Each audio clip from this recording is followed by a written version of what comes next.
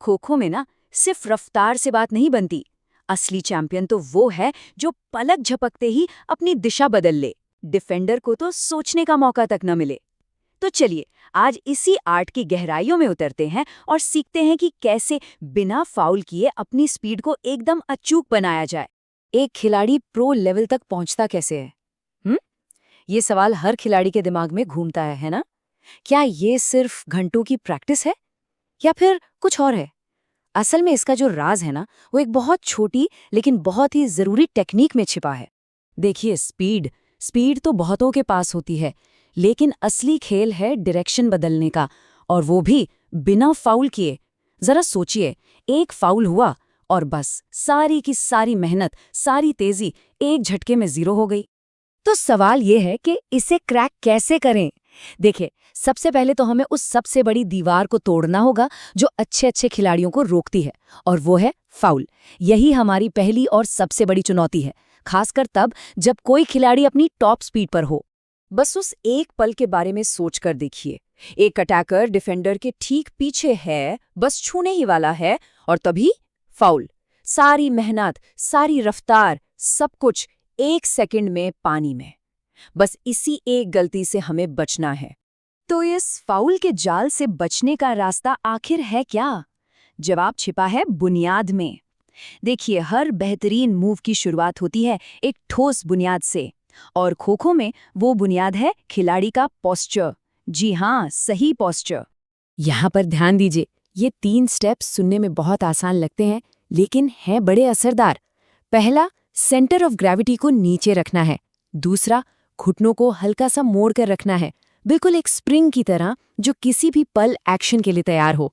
और तीसरा, वजन हमेशा पंजों पर, ताकि एक पल की भी देरी ना हो और तुरंत एक्शन लिया जा सके। अच्छा, तो पोस्चर तो हो गया पहला कदम। अब बात करते हैं उस असली ट्रिक की, उस एक मूव की जो एक अच्छे खिलाड़ी और एक प्रो लेवल खिलाड़ी के बीच का फर्क पैदा करती है। और ये सब कुछ शरीर के घुमाव यानी बॉडी रोटेशन के बारे में है। और पता है, यहीं पर ज्यादातर खिलाड़ी गलती कर बैठते हैं। वो क्या करते हैं? पहले अपने पैर घुमाते हैं। ये बहुत ही आम गलती है। लेकिन अब देखिए प्रो क्या करते हैं। वो पहले अपनी कमर और कंधों को घुमाते हैं, और पैर तो बस उन्हें फॉलो करते हैं। ये देखने में भले ही छोटा सा फर्क लगे, लेकिन यकीन मानिए, यही स्पीड और बैलेंस का पूरा गेम बदल देता है। तो इस बात को गांठ बांध लीजिए, यही है वो सीक्रेट मूव।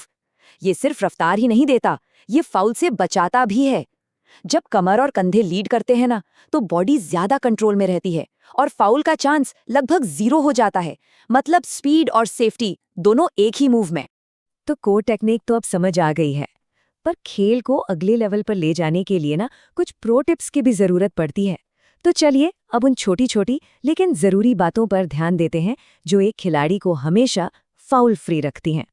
ये 2 नियम हैं जिन्हें आदत बना लेना चाहिए। पहला नियम, हाथ हमेशा शरीर के करीब रखने हैं, चाहे पोल को छुएं या किसी खिलाड़ी को।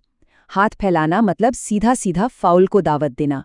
और दूसरा नियम, जब किसी को धोखा देने के लिए फेक मूव किया जाए तो पैर जमीन से पूरी तरह कभी नहीं उठाने चाहिए। इससे बैलेंस और कंट्रोल दोनों बना रहता है। बस यही है वो जादू, एक हल्का सा कदम और फिर बिजली की तरह एक तेज कट। डिफेंडर को धोखा देने के लिए बड़े बड़े मूव्स की जरूरत नहीं होती, बस थोड़ी सी स्मार्टनेस चाहिए। हल्का स्टेप और तेज कट, दैट्स इट। तो आज जो कुछ भी सीखा, उसे अब एक आसान से जीत के मंत्र में समेट लेते हैं। एक ऐसा फॉर्मूला जो हमेशा याद रहे। और ये रहा वो फॉर्मूला। एक तरफ है स्मार्ट मूवमेंट, मतलब सही टेक्निक, और दूसरी तरफ है उस मूवमेंट पर पूरा कंट्रोल।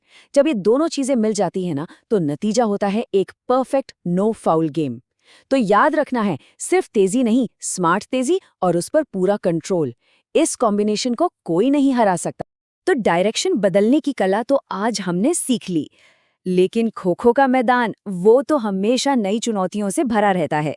तो सोचने वाली बात यह है कि अगली कौन सी टेक्निक है जिसमें महारत हासिल की जाए, क्योंकि असली खिलाड़ी तो वही है जो हमेशा सीखता रहता है। तो बस खेलते रहिए और सीखते रहिए।